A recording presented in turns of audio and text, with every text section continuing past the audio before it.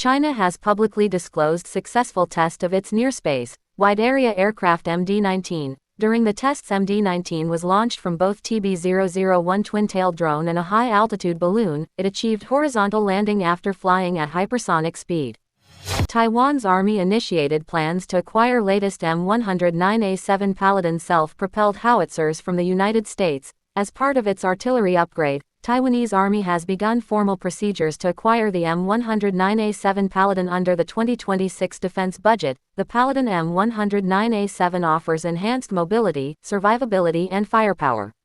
Rheinmetall has received an order from German government to supply 20 more Marder infantry fighting vehicles to Ukraine as part of military assistance. Equipped with an additional laser rangefinder for efficient and precise target engagement, it has ability to transport troops quickly and safely in high-threat areas of operation.